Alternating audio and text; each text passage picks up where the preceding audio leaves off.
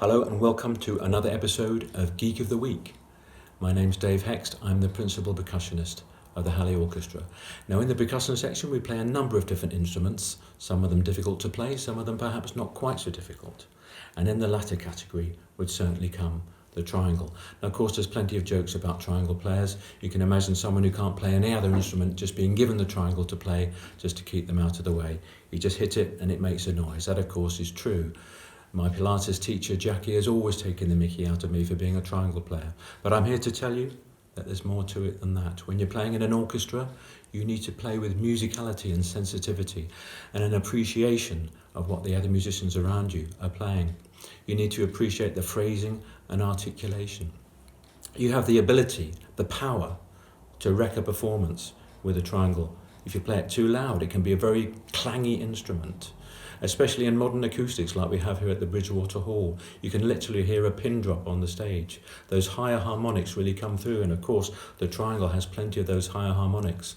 So I would always say to any triangle player, never think that you can't be heard, because you really can, always. Don't play it too loud. Now triangles were first used in symphony orchestras in the 18th century, which is round about the time that European composers became aware of Turkish folk music. So I suppose they wanted to give their music a bit of ethnic flavour, the first example perhaps of world music. Now in those Turkish bands, the triangles had little rings around them. So when you shook the triangle, they rattled, or when you struck the triangle, they resonated. Now, there is a story that perhaps came into being because someone took the stirrup off a horse wanting to improvise a percussion instrument and shook the stirrup, and it made a pleasant rattling noise, and then they struck it and it made a jingling noise. So that could perhaps be true, we'll never know. But the first composer to use a triangle in a symphony orchestra was Haydn in his Military Symphony, number 100, and of course famously Beethoven used it in the last movement of his 9th Symphony, the Choral Symphony. Now the triangle can be made from a number of different metals. This one here is made of steel, which means it gets quite a strident and clangy sound. This is the one that we use quite commonly in the Hallé. Now its little brother here, this very cute little thing here, obviously smaller and will obviously be a much sweeter sound. Now this came to me through a chap called Cecil Kearney, who used to be a percussionist in the London Philharmonic Orchestra in the 1950s. And my wife, actually, Kate, who also plays percussion, so it's a very noisy house we live in, she inherited those triangles from Cecil because she worked with him in the London Festival Ballet, which is now the English National Ballet. And it's a lovely little triangle, so we enjoy playing that if we need to make a really sweet and gentle sound. This one here is made of brass, and it gives a more mellow sound because of that, a softer metal obviously. Now you can see it's a very strange shape here. This is made by a chap called Matt Nolan, who is an extremely good triangle maker and a real super geek of the triangle. I have to say I'm indebted very much to him for much of the information that I'm imparting to you in this video. And now the good thing about this is it's got these very tight angles here, so that means that when you play your rolls in little angles here, much easier to get a very, very tight and fast roll. Now I'm often asked why there's this little gap in the triangle here. Now there's no definitive answer to that.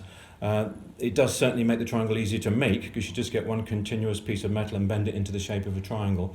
But if it was one continuous piece, then it wouldn't make much difference to the sound. It certainly makes it easier to slip our little triangle holders on and off very quickly in a concert, like so. And I suppose you could say that in the days when there were jingles on there, if these scrolls were a little bit more ornate, then they would stop the rings just falling off. But again, no definitive answer to that. Now I'm sure that you've seen many players hold up the triangle like this and play it with one beater, and you've seen other players just put it on a stand and play it with two beaters. Not a huge deal of difference to the sound, but I think what is certainly true is that if you hold up the triangle like this and hold it above the music stand, then the audience can see it much better and they can therefore hear it much better. I think it's a psychological thing there. Now there are many significant moments in the orchestral repertoire for the triangle. One of the most noticeable ones is in Shostakovich's 1st Symphony, coming to a computer near you on the 1st of April. Now at the end of the 2nd movement, the scherzo is going along like a fairly typical Shostakovich scherzo, very fast and very exciting. But then suddenly towards the end, everything just stops, and there's some big chords from the piano, very much like a piano concerto. And then the triangle comes in with a big clang, and then the violins come in with some very high harmonics, and at the same time the triangle's playing some very delicate, quiet and quite fast rhythms which get slower and slower, as if the scherzo just gradually runs out of steam. So a very significant moment that for the triangle, so listen out for that when the recording comes to you.